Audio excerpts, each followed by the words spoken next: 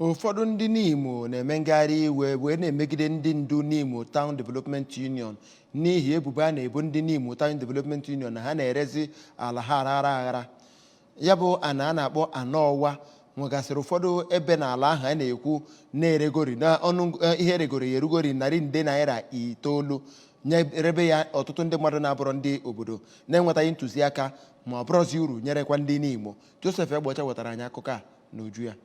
N'okwu ọ gwara ndị ọrụ nta akụkọ ka onye so na ndị ndu ya bụ ndị na-akpọ ganigani ma bụkwara onye chigoro ndị Nimo bi na mpaghara Lagos bụ ọkaiwu Chuks Okonkwo kọwara na ya bụ ile ana dịrị obodo Nimo na-enwetaghị nkwado nakwa ntụziaka ndị obodo ahụ bụ nke abụghị maka mmepe nke obodo Nimo ma gbakwunye na mbọ niile ndị obodo ahụ na-agba iji hụ na a kwụsịrị ya bụ akparamagwa bụ nke amịtaghị mkpụrụ ọbụla. Ọ kọwara na ha bụ ndị na-akpọ ganigani bụ ndị nwekwara mmasị udo n'obodo Nimo ma kọwaa na ebumnuche ha ji wee na-akpọ ganigani bụ iji hụ na ewetara ezi ọchịchị n'obodo Nimo. Ya bụ nwa amadi bụkwaziri ebubo na ndị ajadu na-azụ ahịa n'oye Nimo bụ ndị anapụchara ebe ha si akpata ihe oriri ma bụrụkwa ndị ewere ọnụmara ebe ha na-azụ ahịa nyefee ndị ọgaranya site n'aka ndị ndu obodo Nimo. Na ntụnye nke ya, otu nwa amadi gbara afọ 76 ma bụrụkwa onye sitere obodo Nimo bụ Maazị Donatus Nkechi kọwakwara na onye ọbụla na-akpọ ganigani megide ya bụ akparamagwa ndị ndu obodo Nimo na-eme bụ ndị a na-apịnye ka ọkụ. Ndị ahụ na-akpọ ganigani gakwara n'iru bụkwa ebubo amaghị eme site n'aka ndị na-achị obodo Nimo ma kọwaa na ha jizi akụrụngwa eji arụrụ obodo ọrụ na-emegide ikike dịrị ndị mmadụ nakwa omenala ndị Nimo. N'okwu ya gbasatara ya bụ ọnọdụ ka onye ji ọkwa National Secretary nke Nimo Town Development Union bụ Maazị Patrick Egbekpalụ kọwara na ya bụ ebubo a na-ebo ndị isi obodo Nimo bụ nke enweghị ebe ọ gbadoro ụkwụ ma kọwakwa na ya bụ nkwekọrịta imepe ya bụ ala Amawa a na-ekwu okwu ya bụ nke ndị otu akpọrọ Nimo General Assembly bụ ndị binyere aka na ya n'afọ 2012.